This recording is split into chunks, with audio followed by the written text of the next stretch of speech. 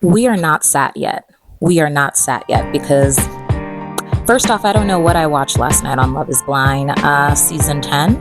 But before we get into that, because we are going to be sat, I just need y'all to recognize that I did go to the gym. And it's a reflection of the fact that I am both not okay and okay at the same time.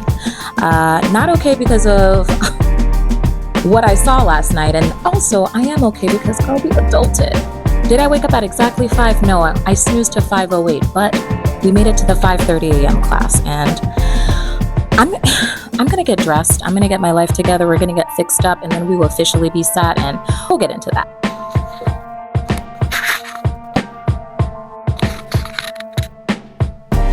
And just like that, we are officially sat. I'm officially off the clock, as you can see, and love is blind, love is blurry.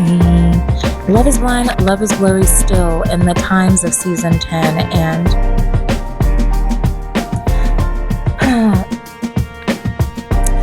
at this point, again, Chris, go home. We're just gonna get right into it, and of course, again, your girl took notes because, again, we are going to first off talk about the audacity that is Chris. We're going to finish out that audacity, and we're going to circle back to those who had the least amount of audacity, and we still love them, and back to the most audacity again outside of Chris, because again, what are we doing here, Chris? Go home. All right, so starting off with my boy Chris again showed up with audacity. He's still talking to Bree, and at some point in the conversation, Bree indeed realizes that she is engaged, and she steps away, and she's just like, okay, we're done here, right? And then after he has that conversation with her, Chris is very confused that Bree was just not like, I don't know, panty dropping. She wasn't like, oh my gosh, take me to one of those fancy hotels so you can buy me a steak dinner right now, right? Especially after he told her that he definitely saw them being fuck buddies.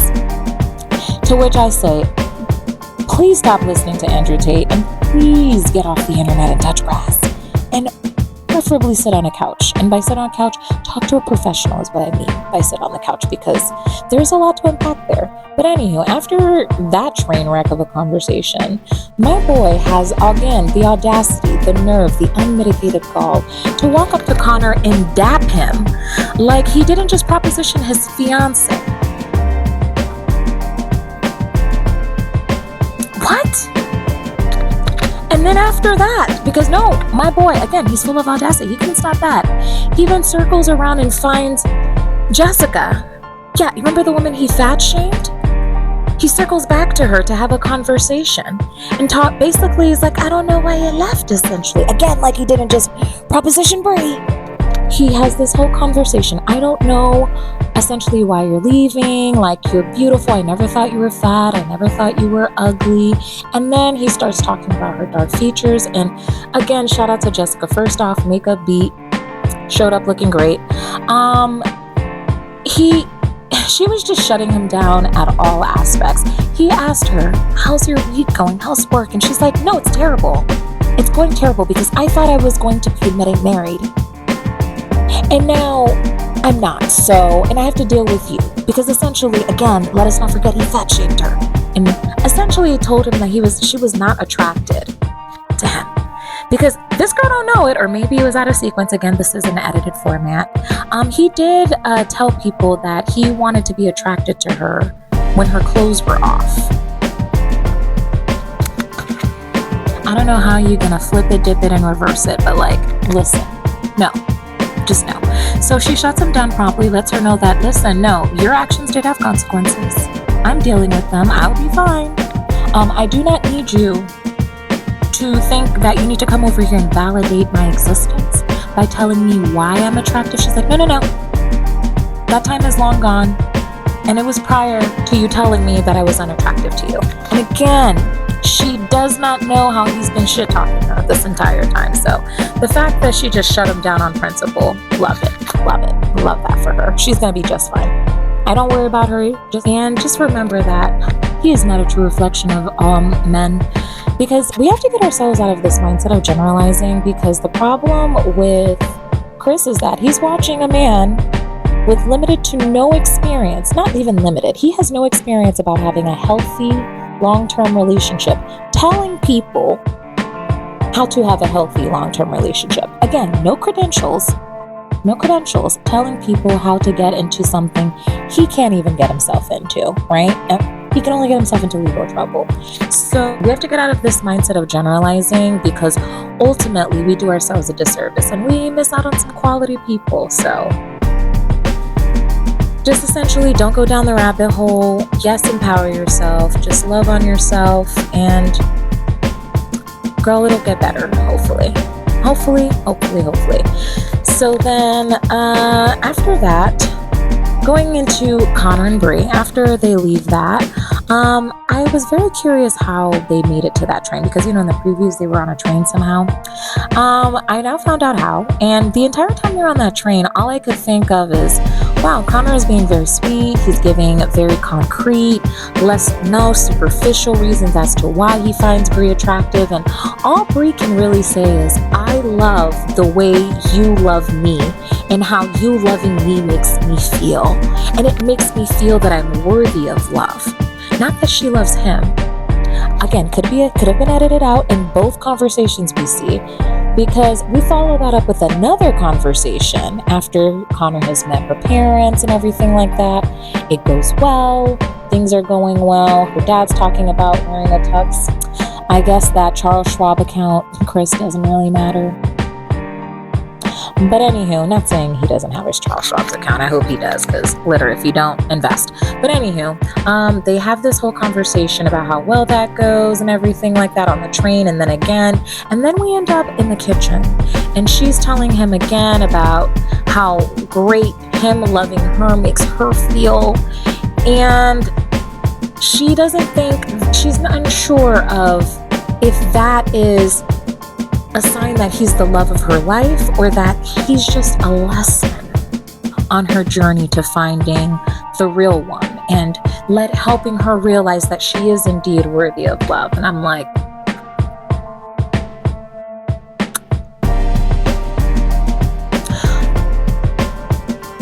and then she talks about being high. Then she mentions high value, and how when she initially met him, he was getting lazy, and how her family thinks that he's experiencing the worst version of her. And granted, I'm with her. When you're stressed out, I've given my partner the caveat before that, work is a little stressful right now. So if you see me not acting, like my usual, it's because I'm a little stressed out. It's nothing you're doing. It's a me problem. I'm working on it. But yeah, and then you tell them how they can support you, right? But she's just literally just low-key shitting on this man, and I guess acknowledging that she's been shitting on this man, and her family, I guess, is low-key maybe not acknowledging that she's not the kindest maybe, or just not herself in some way, shape, or form.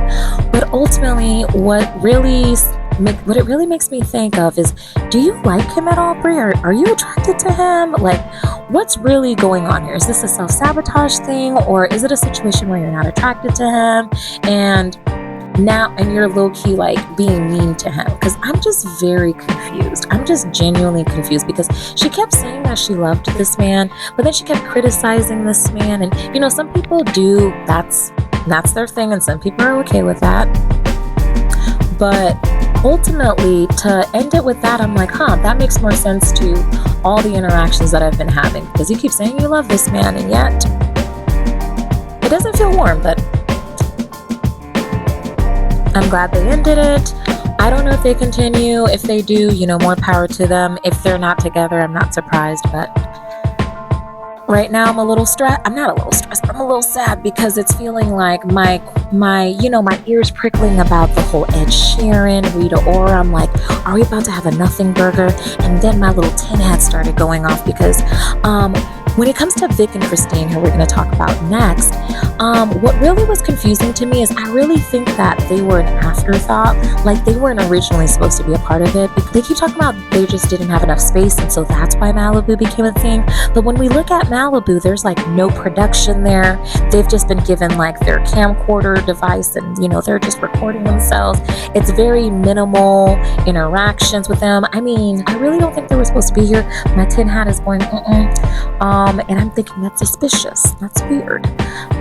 Just because I've got nothing bad to say about them. Ooh, the only slight critique I would say is that I really like the second dress on Christine. I thought it was cuter, but it's her wedding. It's her day. She definitely looks gorgeous in the other dress, and shout out to the slit. It's giving a little nod to AD all day, ADA.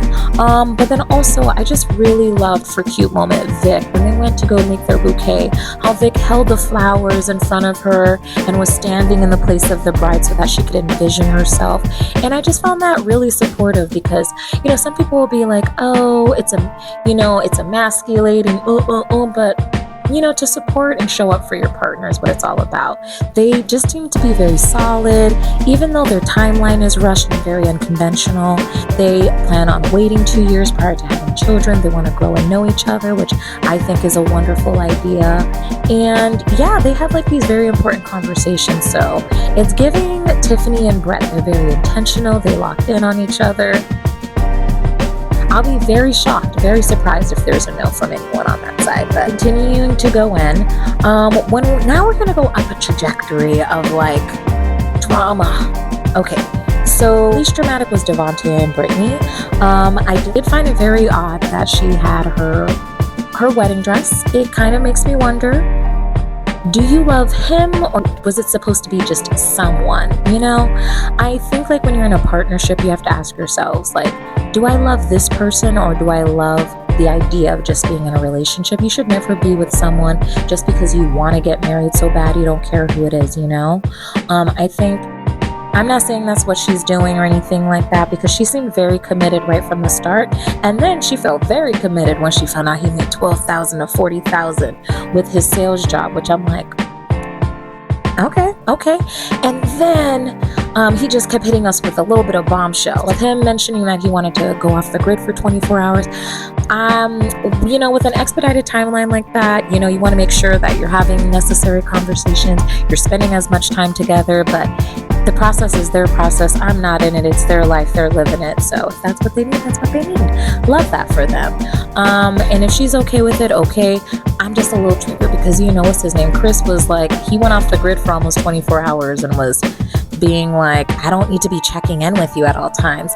And we're going to bookmark that, because anytime you ask a question and someone's rebuttal to that is to make you feel like you're being unreasonable.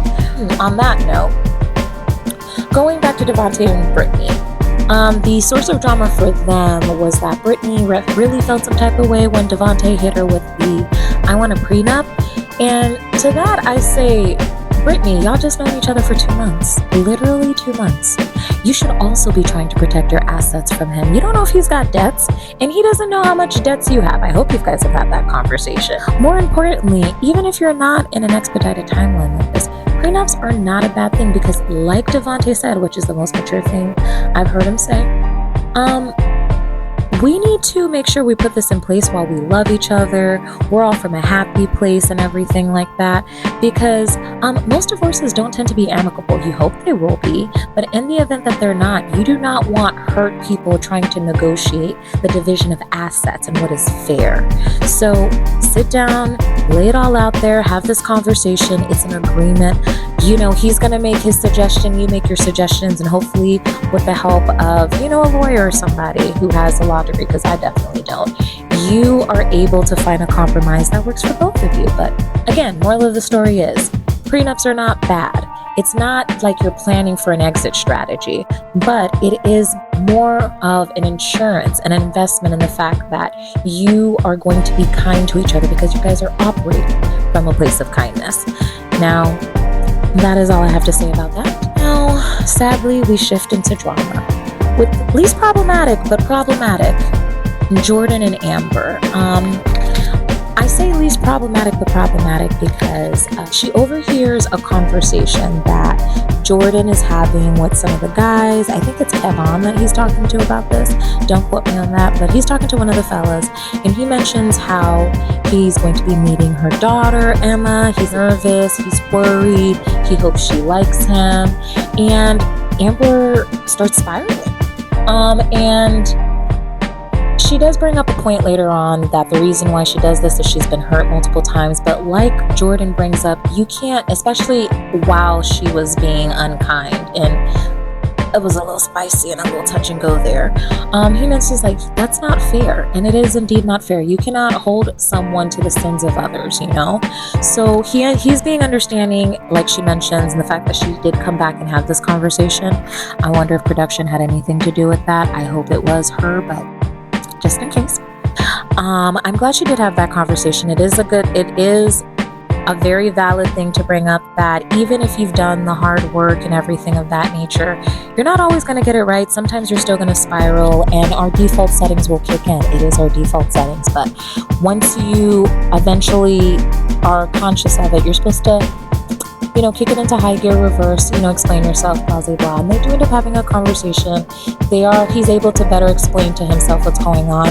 The only concern I have with the resolution is she wants to know anytime he's having concerns the moment he has it. And I'm like, Amber, that's not realistic. And I'm glad he said the moment I think of it, because as he brought up, he wasn't always feeling this way, but the closer he's getting to the aisle, the more closer he's getting to the meetup date, he's nervous. It's somewhat of an orange or green flag that he is aware of the gravity of the importance of your daughter, right?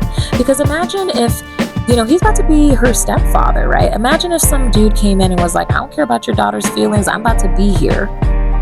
Would that not be concerning? It would concern me. But they have a conversation, they worked it out. Hopefully she won't shut down like she did, because she definitely gave him the ice treatment. Lessons were learned, and the one positive thing about going on a show like this, even though I could never, but shout out to y'all because I am entertained because we are sad, is the fact that it does give us an opportunity, a rare opportunity, because these people are able to experience themselves through the lens of others. And a good conversation starter that was once recommended to me, I haven't done it yet, but I want to do it, is ask someone, how do you experience me? Because there's how we show up, and there's how other people experience us, because the best laid plans of mice and men often go awry. There's good intentions, and there's what other people are actually experiencing. Both are valid, right? So Jordan and Amber, they were able to circumnavigate a little bit. And can I just say my favorite thing with them was that dog was ready to be pet therapy. He saw his owner eating that pizza solo dolo. He said, I'm gonna stick by you. And, just in case you also give me a piece, but also, that entire time he's walking by, he's like, ooh, the tension is there. Animals always know. Dogs always know. Trust them. Dogs don't like you, it's something.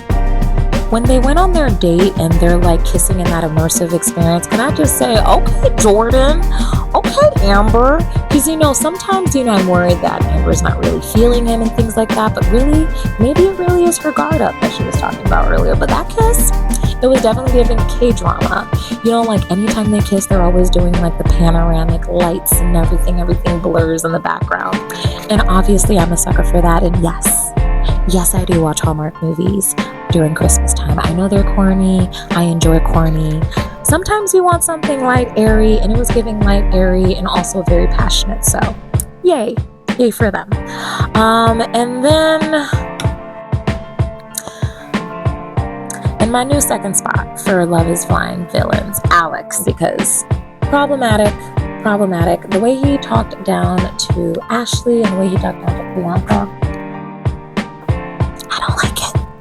I don't like it. And I just know her dad's watching this like, bitch. Oh, and I hope, especially if they don't make it, I hope her father is in the audience, and I hope they ask him questions. I feel like he makes her question her reality, because when they're sitting down with Priyanka and she brings up some inconsistencies, he literally turns into tearing these women down and shit-talking them.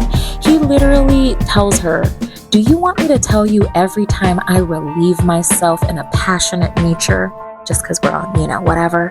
And I'm like, that's not what she's asking you. Don't deflect and be rude.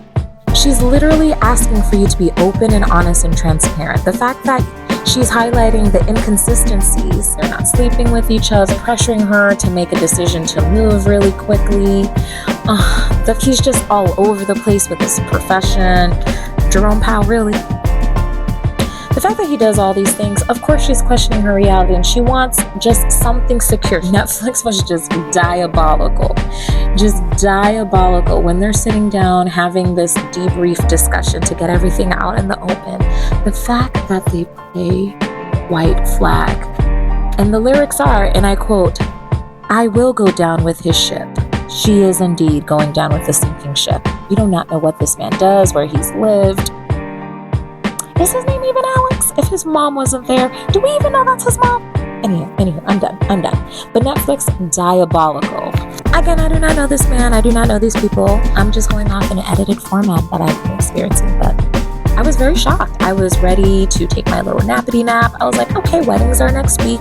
But no, we got a glimpse of Mike and Emma. Mike and Emma somehow make it to the wedding. And I say somehow because, again, when they were planning weddings, the first thing I wrote down in my notes is, why are they planning a wedding? The fact that we find out that this wedding is on her birthday, someone who I think has an intense fear of rejection and abandonment, having something that may not go in her favor on an important milestone as her birthday so that she'll remember it every single year. Questionable decisions. Couldn't be me, wouldn't be me, but she did that. So they planned the wedding. She looks beautiful. The wedding is gorgeous. She says yes. Okay, so spoiler alert. And then they pan to him. But prior to her saying yes, his parents remind him about his desire for children.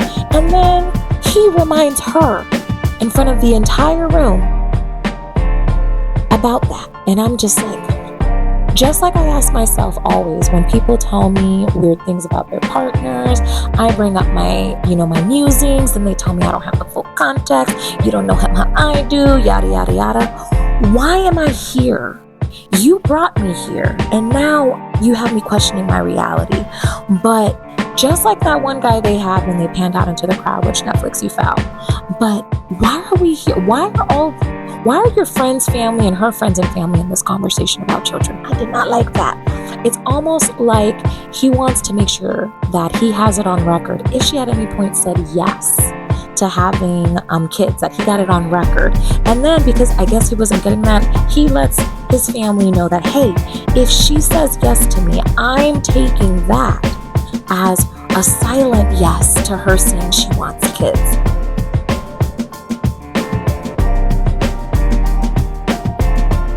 We'll see how this goes. And we will see on the reunion because she's still open-minded.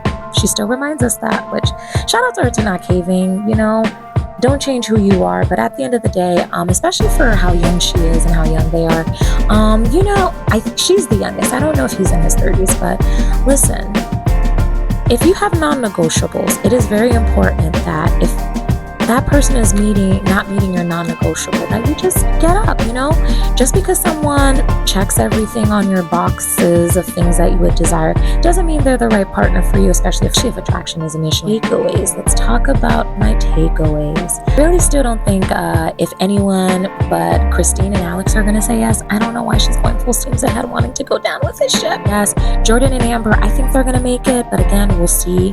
I don't know if they're going to show us what the meetup with her daughter is going to look like. We'll see. But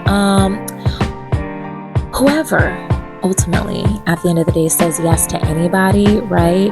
I think it's just very important that all of these people, just like Christine and them, plan on taking time to know each other. If all of y'all don't go book some appointments to get to know each other, have a professional kind of help y'all navigate it, get some counseling of some sort, because you're going to need it. You're going to need a village, because I'm a person who used to watch Married at First Sight, and you kind of notice that the people who tend to make it, first, they have a panel of quote-unquote experts, questionable, but they have quote unquote experts. So they have some guidance during the process. And then afterwards, the people who tend to do well are people whose family members are on board if they have a good support system. So I hope that all of these people really, if they say yes at the altar, give themselves the best possible chance and, continue to stay curious about each other, learn about each other, maybe not fast track any other things about the timeline of being married. Now that is all that I have to say. But and with that, I'm going to take my own advice. A part of my reason for starting this is, again, to remind people to get off the internet. Let's stop being in these echo chambers, especially the red pills and the pink pills and the dating coaches and all this other thing. Like, let's get off the internet. Let's really just invest in some quality relationships with ourselves, with others, and let's do things that bring us joy, because we only get one life, right? Invest in quality relationships in ourselves and others, and also take care of ourselves in this body that we have. So part of taking care of my body today, because I always want to highlight self-care, part of that was me going to the gym this morning. I did make sure to get my 7 to 8 hours of sleep, more like 7. After this, I'm about to hop off and go watch some Bridgerton, because best believe y'all about to hear about that next, because let us not forget when we last left off, this man, which I read the books prior to this, so I'm going to talk about this in that video, but what really gags me about this is I had read it a while ago and had forgotten about it. So when I was watching the scene, I was experiencing it again, almost as if it was the first time. And then I'm watching it, and I would just like to say, he is a good actor, because as I was watching this, I'm like, I'm both liking this, the words are good, but this is making me uncomfortable, because I indeed forgot this man looks this girl, also in the book, dead in her eye, and asks her, "Will you be my mistress?" And she promptly got up and left, and I said, "Yes, Sophie, yes." So anywho, after I do this, I'm about to get off this internet, and I'm going to invest in that self-care of watching Bridgerton, because I enjoy that. But when it comes to my finances, let's talk about my goals. My goal for the upcoming week will be to have a no spend week.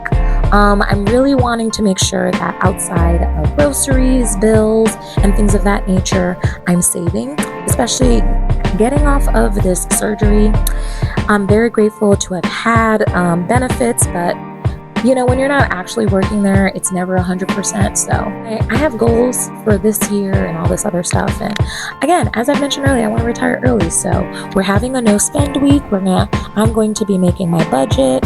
We'll talk about my budget at some point. I promise. But just know that bills are continuing to get paid, no late fees. Again, I'm going to go touch some grass. I'm going to go actually eat some dinner as well. I do have my fit life, and I did with going to Publix the other day. Stay woke, y'all. They have the Girl Scouts out there, and as a former Girl Scout, I had to buy more of that, and I really love the shortbread. So I'm going to go indulge in that as my little snacky snack, and I will catch you here when I catch you here. And until then, I would like to remind everyone, make good choices and be kind to your mind. All right, bye.